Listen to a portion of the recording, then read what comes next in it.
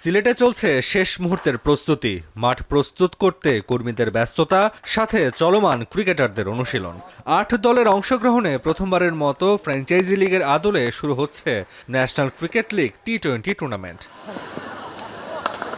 বিপিএলে থাকে বিদেশি ক্রিকেটারদের প্রাধান্য, দেশি ক্রিকেটারদের সুযোগ কম, এমন অভিযোগ অনেক দিনের।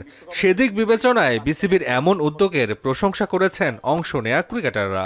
আমরা চাচ্ছিলাম বিপিএল এর আগে এরকম একটা ডোমেস্টিক টি-20 ক্রিকেট হোক, তো এটা আমাদের জন্য খুবই একটা ইম্পর্টেন্ট টুর্নামেন্ট। আশা করি যে এই টুর্নামেন্টের মাধ্যম দিয়ে আমাদের অনেক ভালো ভালো প্লেয়ার বেরোয় আসবে। 120 জনের মতো প্লেয়ার এখানে একটা খুব ভালো এক্সপোজার পাবে। আমরা যারা আপকামিং প্লেয়ার আছি মেলে ধরার বড় একটা সুযোগ।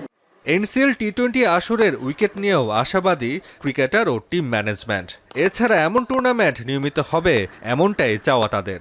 উইকেট দেখো এখানে মনে হচ্ছে যে it will be a very good wicket to play on. এখন পর্যন্ত আমরা যে অভিজ্ঞতায় আমরা যে দেখেছি, মানে ফাইনেস্ট উইকেট আশা করি মানে দর্শকদের মনোরঞ্জন করার মতো খেলাটা এখানে হবে। এরকম টুর্নামেন্টে ভালো স্পন্সর আসতেছে এবং সেটা একটা টুর্নামেন্ট লাইভ দেখাচ্ছে, তো এরকম একটা আয়োজন হইতেছে, তো সব মিলে অবশ্যই বলবো যে এটা আমাদের ভবিষ্যতের জন্য ভালো একটা উদ্যোগ হচ্ছে।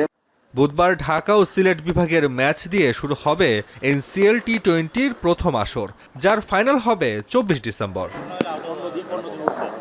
তাসওয়ান নাফি, এখন।